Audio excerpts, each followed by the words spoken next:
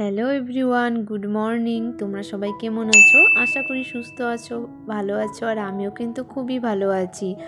আজকে মঙ্গলবার সকাল 7টা বাজে। তোমাদের সবাইকে সাথে নিয়ে এখন থেকেই আমার ভিডিওটা স্টার্ট করছি। আশা করি অন্য দিনের মতো আজকের ভিডিওটাও তোমাদের ভালো লেগে থাকবে। আর দেখো, আজকে কিন্তু অন্য দিনের মতো একদমই না। তোমরা দেখেই বুঝতে পারছো, যেহেতু দিদিওরা আসছে। তো আমি আর আমার বর তো চা খাই না, কিন্তু যেহেতু দিদিওরা আসছে ওদের জন্য তো বানাতেই হবে। তো দিদি, জাম্বু আর বরের জন্য চা বানিয়েছি আর দুই ভাইগনাকে ম্যাগি বানিয়ে দিয়েছি। আর ওদিকে কিন্তু আমার ছেলের খাওয়াটাও রেডি করে খাইয়ে দিয়েছি। খাওয়ানোর পরে সকালের খাওয়া দাওয়া কমপ্লিট। ওগুলো না ভিডিওতে একদমই তুলতে পারিনি। আর দেখো, দুপুরের জন্য কোয়াশ ঘন্ট করছি মাছের মাথা দিয়ে। আর হচ্ছে মাংস করব। মাংস তো 1.5 কেজি এনেছিল। তো আমি ফার্স্টে ভেবেছিলাম যে 1 কেজি হয়তো আমার কড়াইতেই হয়ে যাবে, কিন্তু আমার কড়াইটাতে না হচ্ছিলই না। দেখতেই পারছো তোমরা, এতগুলো মাংস আমি নাড়তেই পারছিলাম না। আর রাতে যেহেতু বিরিয়ানি করা হবে, তো দিদি বলল বিরিয়ানির মাংস তো আনবেই, এখান থেকে কয়েকটা ছোট পিস রেখে দিই। তো দিদি এখান থেকে কয়েকটা ছোট পিস রেখে দিয়েছিল বিরিয়ানির জন্য। আর রাতের বেলা কিন্তু বিরিয়ানির জন্য আরও মাংস এনেছে। তো বিরিয়ানির মাংসটা তো বড় বড়ই লাগে। আর দেখো, এদিকে আমি যে রান্না করছি, আমার সাথে দিদি, আমার বর, মানে আমরা 3জন মিলেই রান্না করছিলাম। সবাই সবাইকে সাহায্য করছিল। না হয়তো আমার হয়তো একার দ্বারা সম্ভবই হতো না। আর দেখো, মাংস কয়েক পিস কমিয়ে রাখাতে এখন কড়াইতে ধরেছে, রান্না করতে পারছি।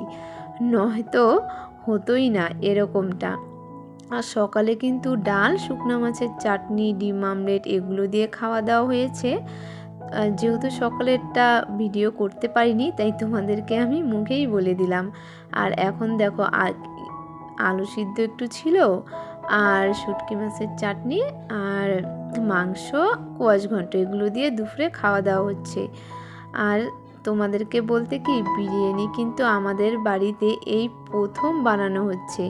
কয়েকবার না বরকে বলেছি যে আমি বানাই, ইউটিউবে দেখে। তো বর বলছিল না, তুমি বানাতে পারবে না, তাহলে নষ্ট হয়ে যাবে। তো দিদির সাথে কিন্তু আগে থেকেই কন্ট্যাক্ট করা ছিল যে তুমি যদি এবার আমাদের বাড়িতে আসো, বিরিয়ানি বানিয়ে খাওয়াবা। তো দিদিও বলেছিল ঠিক, যেই কথা সেই রকমই কাজ। তো যেহেতু এবার দিদি আসছে, তো অবশ্যই বানিয়ে তো খেতেই হবে। তো দেখো, তারপর দুপুরের খাওয়া দাওয়া তো কমপ্লিট হলো ওগুলো দিয়ে। এদিকে আবার বিনীতের জন্য খাওয়া দাওয়া বানাচ্ছি বিকালে। আর ওকে যেহেতু একবেলাই খাওয়াই, তো বিকালে তো আর ওকে খাওয়াবো না, ওকে দুধ দিব খেতে।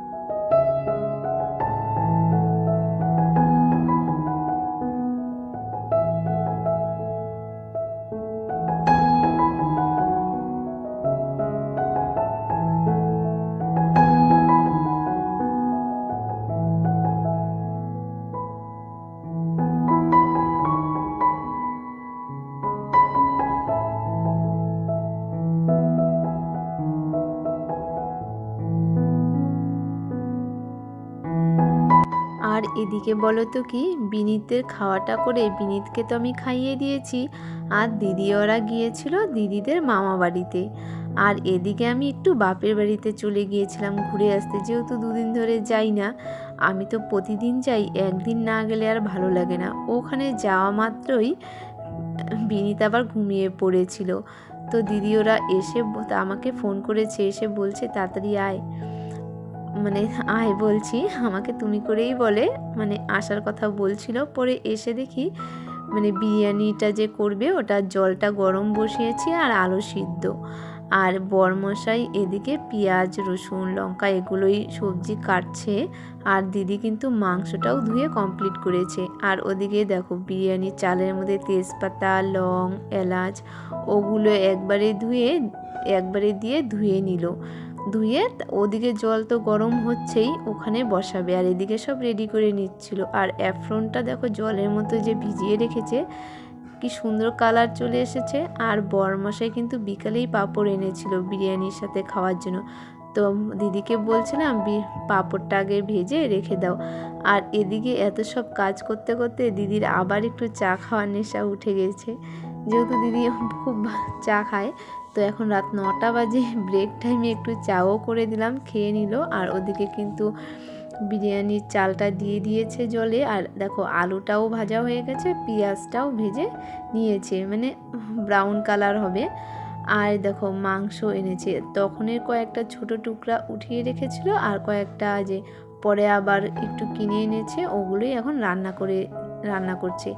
আর মাংসতে তো যেগুলো মশলা দেয় ওগুলোই দিয়েছে, বেশি বলতে বিরিয়ানি মশলাটাই দিয়েছে। আর দেখো বেশি কিছু কিন্তু দেয়নি, বিরিয়ানিতে অনেক কিছু দেওয়া যায়, প্লেনভাবেই রান্না করেছিল। ওই যে মানে অ্যাফ্রনটা আর ফুড কালার এনেছিল, আর ওটা কি গোলাপ জল, আতর, এগুলোই, আর ঘি।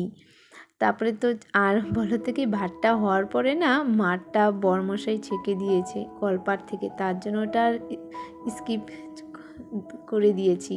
আর দেখো এখানে এক এক করে সব কিছু দিয়ে বিরিয়ানি মশলা দিয়ে আবার ভাতটা দিয়ে দিল, এভাবে না 3টা লেয়ার হয়েছিল। মানে ভাতের উপরে আলু আর হচ্ছে ফুড কালার, অ্যাফ্রনের জলটা, পেঁয়াজ সব কিছু দিয়ে ভালো মতন ঢেকে এখানে যে আবার একটু আঁচে বসিয়ে দিয়েছে। তো দেখো কথা বলতে বলতে কিন্তু সব কিছু কমপ্লিট হয়ে গেল আমাদের বিরিয়ানি রান্না করা। আর দেখো এদিকে কত বাসন বেরিয়েছে, রান্না কিন্তু হয়েছে বিরিয়ানি আর মাংস, কিন্তু ওই যে মানে কাজের মধ্যে তো আর কোনো কিছু দেওয়া হয়নি। আর জামাইবু দেখো আমাকে দেখে না হাসছিল, মানে আমি সব কিছুই ভিডিও করছিলাম, খাওয়া দাওয়া গল্প, তার জন্য। আর জামাইবুকে বলছিলাম এগুলোই তো একটা স্মৃতি হয়ে থাকবে, তোমরা তো যাচ্ছ, আবার 1 বছর পরে আসবে। আর দেখো তারপরে আমরা খেতে বসছি। এদিকে কিন্তু স্যালাডও কাটা হয়েছিল, ওটা তোমাদেরকে দেখাইনি। আর বলো তো কি, এই ভিডিওতে না বিরিয়ানির ফুল রেসিপিটা কিন্তু আমি দেইনি, তোমরা হচ্ছে একটা আলাদা ভিডিওতে পেয়ে যাবে বিরিয়ানির রেসিপিটা, ওখানে শুধু বিরিয়ানি বানানোটাই থাকবে। তাহলে চলো আজকের ভিডিওটা এখানেই শেষ করছি, তোমাদের কেমন লাগলো অবশ্যই কমেন্ট করে জানিও। Tata, bye by, good night. আমরা তো বিরিয়ানি খেতে থাকি, তোমাদের সাথে আবার নেক্সট ভিডিওতে দেখা হবে, আর অন্য আরেকটা ভিডিওতে বিরিয়ানির ফুল রেসিপিটা পেয়ে যাবে। Tata, bye bye, I love you.